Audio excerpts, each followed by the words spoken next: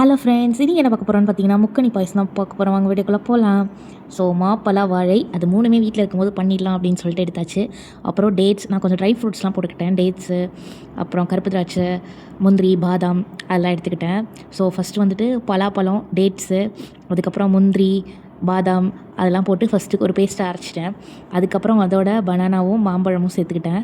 So அதுவும் சேர்த்து ஒரு பேஸ்ட்டாக அரைச்சி எடுத்தாச்சு. நல்லா இப்படி தான் இருந்துச்சு கன்சிஸ்டன்சி. ஒரு பாத்திரத்தில் வந்துட்டு பால் காய்ச்சி அது வந்து கொதி வந்துடுச்சு. ஸோ அது கொதி வந்தோடனே நம்ம அரைச்ச பேஸ்ட் அதில் ஊற்றிடலாம். ஊற்றிட்டு நல்லா மிக்ஸ் பண்ணிடலாம். அது ரெண்டுமே பிளெண்ட் ஆகி ஒரு கொதி வரட்டும்னு விட்டுட்டேன். அதுக்கப்புறம் அது நல்லா கொதி வந்துடுச்சு. இதுக்கப்புறம் நம்ம என்ன பண்ண போகிறோம்னு பார்த்தீங்கன்னா, பாதாம் முந்திரியும் வந்துட்டு சாப் பண்ணி வச்சுருந்தேன். ஸோ அதை நெய்யில் தாளித்து அதில் போட்டாச்சு.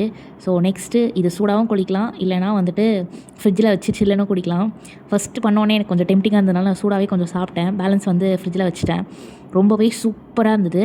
தேவை அப்படின்னா வேணும்னா நீங்கள் வந்து நாட்டு சக்கரை போட்டுக்கலாம். எனக்கு தேவைப்படலை, அதனால் நான் அப்படியே விட்டுட்டேன். செம்மையாக இருந்துச்சு. நீங்களும் இது ஒன் டைம் ட்ரை பண்ணி பாருங்கள். தேங்க்யூ ஃப்ரெண்ட்ஸ், பாய் பாய்.